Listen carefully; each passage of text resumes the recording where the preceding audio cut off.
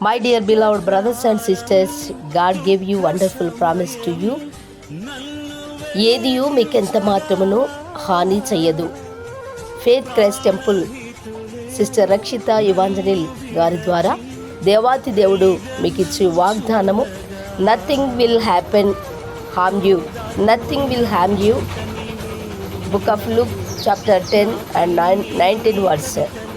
ఏదియు మీకెంత మాత్రమును హాని చేయదు. లూకాసు వార్త 10వ అధ్యాయము 19వ వచనము. దీని యొక్క అర్థము, నీ ప్రభు నీకు తోడుండగా నీ మీదికి ఏది వచ్చినా ఏమీ చేయలేదు, ఏది వచ్చినా నేను ఓడింప చేయలేదు.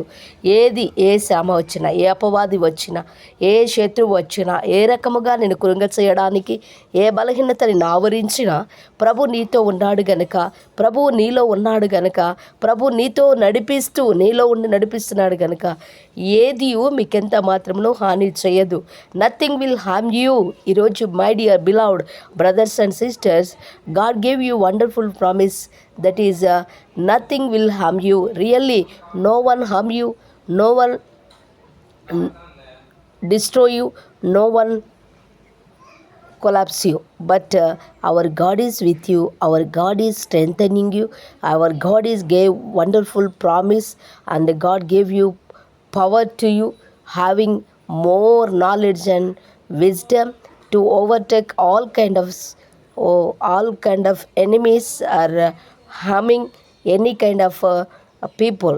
But God is with you, God is with you. Like David, he is a small boy, but God gave his strength, his power, his more strengthen him.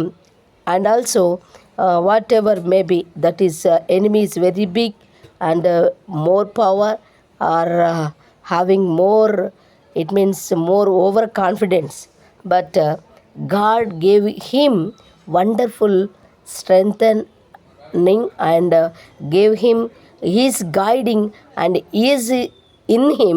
That's why he is overcome that enemy and destroying that enemy to collapse, to having a wonderful and great miracle to proclaim the God's power.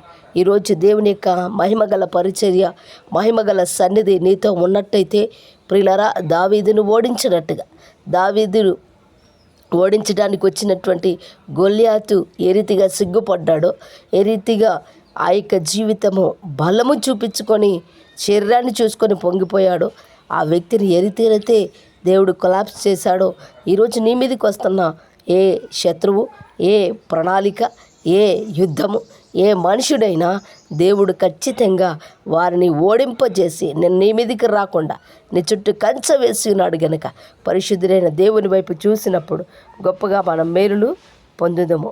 కాబట్టి ప్రియులారా, ఈరోజు నువ్వు భయపడిన అవసరము లేదు. దేవుడు నీతోనే ఉన్నాడు, దేవుడిని నడిపిస్తూ ఉన్నాడు.